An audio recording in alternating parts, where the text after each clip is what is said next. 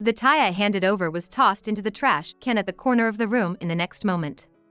I, taken aback, blinked at Bob. "We don't need cheap junk. Did you even check inside?" "Huh?" Behind a bewildered-looking Bob, Catherine was grinning. I locked eyes with Bob and then slowly shifted my gaze to Catherine. "Wait, you're telling me that was from you, sis?" "Sorry it looked cheap." Catherine's well-composed face transformed into something terrifyingly fierce. Seeing her like this, Bob was visibly shaking. I thought Michelle picked it out." "Just 'cause Michelle picked it doesn't mean you can just throw it out." Catherine was fuming, and I, rather inappropriately, was getting excited. "I'm going to reveal all of Bob's misdeeds right here and now." I took a deep breath. "My name is Michelle. I'm a 47-year-old part-time working housewife. Soon after graduating from college, I got married and had a child, so it feels like I've already started my second life. But with Bob still actively working, and me working a full-time part-time job for the last 10 years, we haven't had time for things like traveling. So, this second life is pretty much business as usual." I met Bob in college. It was just a regular college, but they had active clubs, especially the basketball team, which was top tier nationally. And the captain of that basketball team was Bob. He was tall and well-built, the team's main player and ace. Back then, Bob was quite popular, and I, being one of the team managers, never thought he'd choose me. But he did, even confessing his feelings for me. I felt on top of the world. He proposed when I was in my senior year of college, assuring me he was financially stable as he was already working. My parents, having also married as students, had no objections, so half a year after starting my senior year, we got married.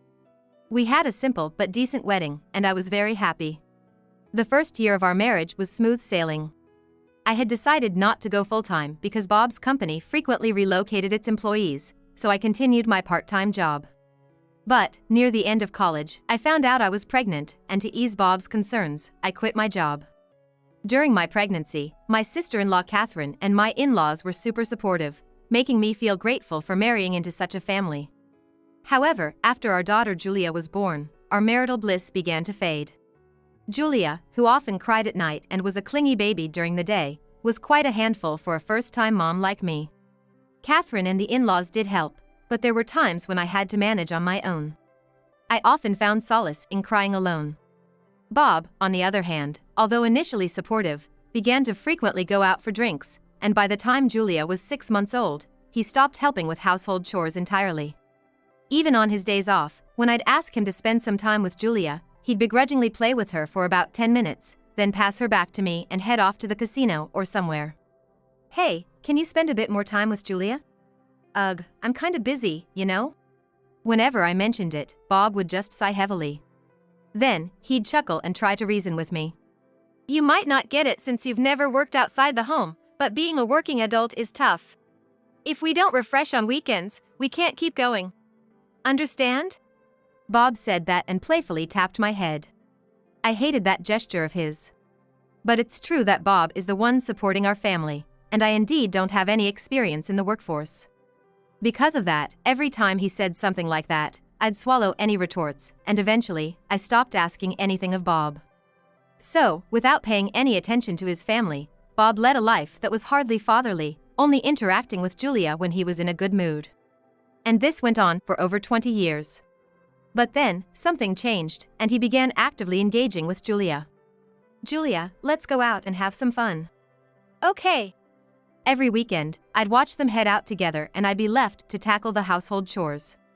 Thanks to starting a part-time job about 10 years ago, our financial situation became more comfortable. But chores would pile up, so weekends were dedicated to cleaning and meal prep. Up until 3 years ago, Julia was on my side. She'd help out, get me gifts, but ever since she started going out with Bob, she completely sided with him. The reason was simple: Bob would buy her things every time they went out. She'd come home holding bags full of new clothes, accessories, and other items. At first, she seemed taken aback by the gifts, but now, she'd happily head straight to her room and try everything on. Maybe you shouldn't be buying her expensive things every week." "Huh? Oh, are you jealous of Julia?" "Can't blame me. She's way prettier than an old hag like you." Bob laughed it off and headed to Julia's room. Indeed, Julia, lively and radiant like Bob, is undeniably beautiful. She seems aware of it too, and, not to brag, but she's gorgeous enough to be a celebrity. I, on the other hand, am rather plain. But I'm only 45. There's no reason for him to call me an old hag. Fed up, I decided to confront them and headed towards Julia's room. But just as I was about to turn the doorknob, I overheard a shocking conversation. "Thanks, Dad. This is so cute. You look great in it. Just like your old man's daughter. Please thank Amanda for me too. I wanted to match with her. Amanda's pretty, just like you. The store clerk today even said we're a good-looking family." "Really? That makes me so happy." I couldn't grasp what they were talking about. Who's this beautiful family? I thought it was just the two of them going out every weekend. Standing there with my hand on the doorknob, my eyes widened in confusion. Tears streamed down my face, but I was paralyzed. Oblivious to my presence, Julia and Bob kept laughing and chatting about their next outing. The resentment I felt towards them was overwhelming. The next day, on my way back from work, I stopped by a private detective agency. The staff there was very kind, and I poured out everything that had been bottled up inside me. Right then and there, I decided to have them investigate Bob and Julia. A few months later, when I received the investigation report, I was stunned. Bob met his mistress almost daily, and on weekends, they'd take trips with Julia. But as I read on, even more shocking details emerged. "No! This can't be real!" Faced with Bob's blatant deceit, anger bubbled up within me. "I'll never forgive him. I'll get my revenge." Just as that thought crossed my mind, a message pinged on my smartphone. It was from Catherine, inviting me to a celebration at their family home in honor of Bob's recent promotion. I hadn't heard a word about Bob's promotion, but I decided to accept Catherine's invitation. I didn't want to buy a gift to celebrate his promotion, but it'd seem odd if I were the only one who didn't bring anything. So, I decided to get something with Catherine's help. We purchased a high-end, custom-made tie from a shop that made even finer suits than the ones Bob usually wears. The tie cost me $300. We'll put it in a plain paper bag so he won't guess what's inside right away. It's a surprise. I hope he likes it. I hope so. Imagining her younger brother's happy face, Catherine looked pleased. A part of me felt guilty, but my desire for revenge against Bob was much stronger. With determination, I moved forward with my plan. The day of Bob's celebration arrived. As we were leaving the house, Bob noticed the plain bag in my hand and couldn't hide his disappointment. Without a word, we headed to the family home. Once there, Bob's parents and Catherine joined us, and we enjoyed a delightful meal. Shall we start with the gifts? Who wants to go first? Me. Me. Happy promotion, Dad. Julia handed him a no-brand handkerchief. Though it came in a neat box, it didn't look particularly expensive. But Bob, who usually loved branded items, accepted it with a smile. It's unusual for Bob, who's always loved branded items. With that in mind, I pulled out the tie box from the paper bag and handed it to Bob. Congratulations on your promotion. This is from me and... Huh! The tie I'd given Bob was tossed into a trash bin in the corner of the room the next moment. Stunned, I shot Bob a surprised look.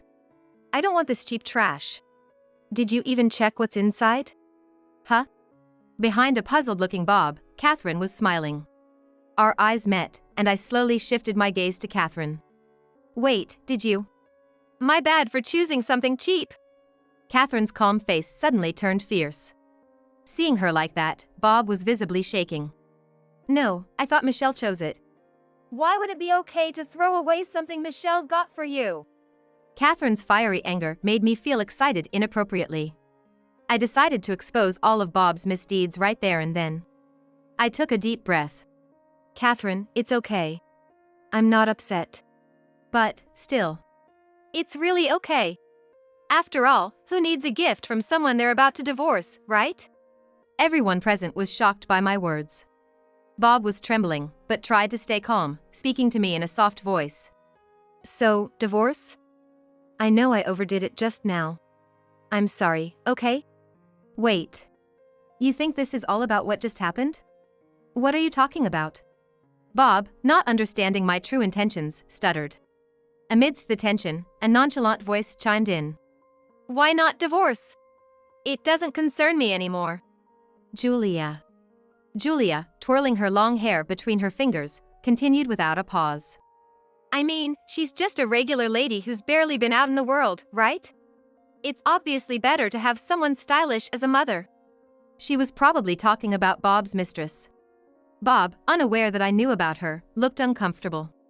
Seeing them, I sarcastically said, Oh, so what was her name, Amanda? Isn't she more to Julia's liking? How do you know about Amanda? Bob was visibly panicked at my revelation of his affair. Julia, however, remained unaffected. I said to the two of them, dripping with sarcasm. See, you've lost your love for me and you want to remarry, right? Too bad I don't have the time or the interest in someone else right now. Well, you see.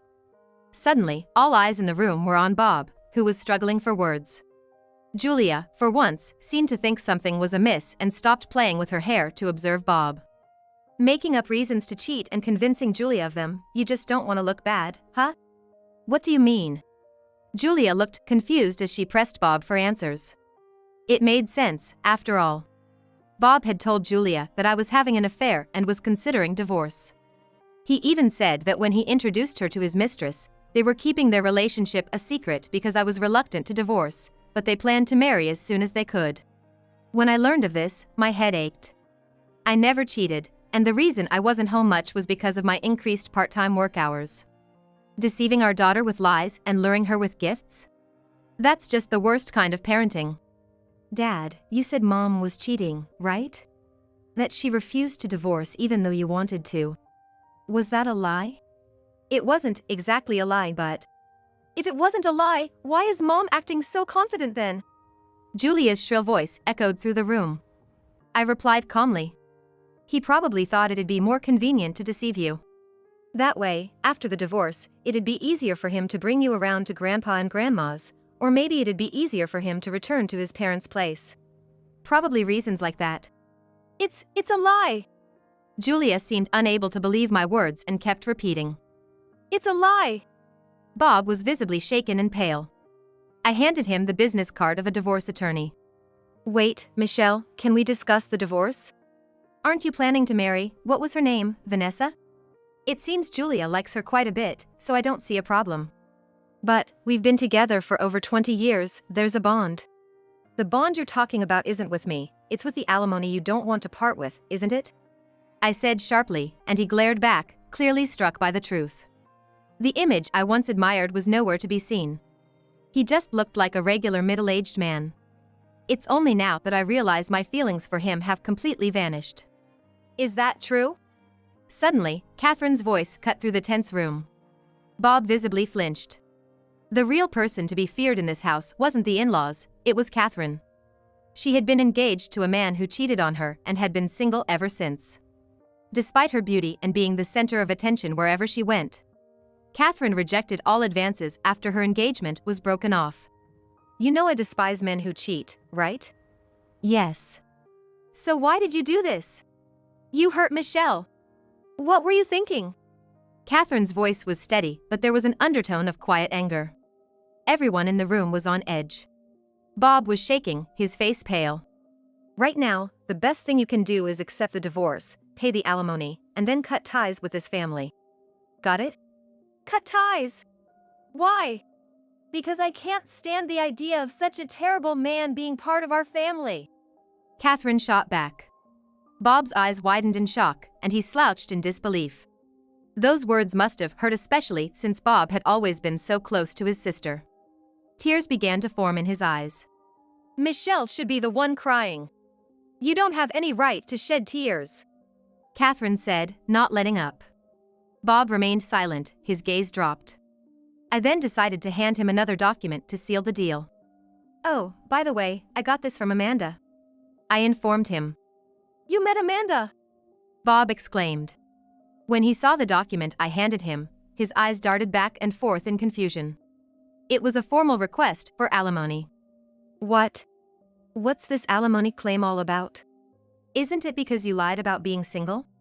Bob looked as though he had completely forgotten that he had lied. Turns out, Bob met Amanda at a dating event held at a high-end hotel. He forged documents to appear single and approached Amanda. To ensure there's no discrepancy with reality, he said the reason for the divorce was his ex-wife's infidelity. Though they were divorced, she still hadn't left. Both he and his daughter were struggling, but since she was doing all the housework, he treated her as if she were just a housemaid. He believed that if he found someone else to marry, his ex-wife would give up on reconciliation and finally leave. He kept asking Amanda to wait a little longer while he convinced her. When Amanda told me all of this, I was fuming inside. When I showed her our marriage record and explained that we weren't divorced and that I had never cheated, Amanda apologized profusely. She offered to pay alimony, but since she believed he was single when they started dating, I didn't feel like demanding it. I have a message from Amanda. She doesn't want to see you ever again. What? Most likely, Bob was thinking of having Amanda cover his living expenses in exchange for the alimony he owed me. Bob's face was one of utter despair. Mom, I'm sorry. I had no idea. Julia timidly apologized beside the silent Bob. Having a 25-year-old daughter who can't differentiate right from wrong and takes her mother for granted is unacceptable. You don't have to apologize. I replied coldly. Mom, after the divorce with Dad is finalized, you'll have to leave the house. What? Why? I sighed at Julia's reaction. The house we live in is in my name. I inherited the property when my relatives passed away, which is why Bob and I started living there. I had mentioned this to Julia before, but she seemed to have forgotten. No matter how deceived you were, your attitude towards your mother is unacceptable. I can't forgive you anymore. I'm sorry, but you'll have to leave with Dad. No, please. Mom, let's live together happily again. Please. Julia begged, her voice filled with desperation. I coldly stared at the frantic Julia. Then, my usually silent mother-in-law chimed in. Bob and Julia, please never come back to this house. What? Mom? Bob looked up in shock at his mother's words. My mother-in-law was fuming, her face red with anger. Seeing her like that, Bob couldn't hide his shock and shed tears. Julia was just frozen in shock, seeing the usually kind-hearted mother-in-law change so drastically. I don't want to talk to people who hurt others like you. Please leave, she firmly said. Bob was taken aback. Suddenly, my father-in-law stood up, grabbed Bob by the collar, and dragged him out of the house. At first, Bob banged on the house door and shouted, "Let me in." But when the neighbors started gathering, he left with Julia. Back at my in-laws, I enjoyed some tea and cake my mother-in-law prepared, finally having a moment of peace. I then filed for divorce. With the alimony from Bob, I became fairly wealthy. As for Bob, not only did I take the savings he'd been hiding, but it also came out that he had forged documents at the dating event. His colleagues, who had attended the same event, exposed his lies at work. As a result, he lost his credibility and, despite having been promoted, was sidelined. Julia made a significant error at work. While she wasn't fired, her salary was substantially cut. Moreover, I heard she had an affair with a married senior colleague at work and is currently in a dispute about it. The apple doesn't fall far from the tree, I thought to myself, feeling somewhat detached from the whole situation. It seems that after being kicked out of the house, the two of them started living together. However, since I always took care of all the household chores, neither of them know how to do any, so their house is a mess, they constantly eat out, have no money, and they argue daily. On another note, Amanda, after breaking up with Bob, married her childhood friend. I heard through the grapevine that she's now a mother of twins. Even though she must have been hurt being deceived by Bob, it's good to see her moving forward and grabbing a happy future. I felt a sigh of relief. I thought our relationship with my in-laws and Catherine might end because of what Bob did, but we're still on good terms. According to Catherine, she considers me like a sister, so our bond won't break so easily. I'm really grateful to have such a kind-hearted family-in-law. And guess what? Catherine recently got herself a boyfriend. He's 5 years older than her. Even though Catherine used to say she'd never marry again, he's so gentle and understanding that he could melt her stern heart. Recently, I heard from my mother-in-law, in a secret sharing tone, that Catherine has been sneaking bridal magazines into her room. It was heartwarming to see her act so cute about it. As for me, I was promoted to a full-time position at the company where I was working part-time, and I'm really hustling. Life is pretty busy, but living just for myself is quite fun. I sold the house and started living on my own. It was quite a shock when all my moving boxes fit into just one cardboard box. Now, I'm slowly getting furniture that suits my taste. Living surrounded by things I love makes me so happy, and no matter how busy I am, when I get home, I feel so refreshed and recharged for the next day. I often think I should have made this change sooner. Recently, a colleague has asked if I'd like to adopt a cat. Life with a cat? Sounds good. With these thoughts in mind, I decide to live my life, being true to myself.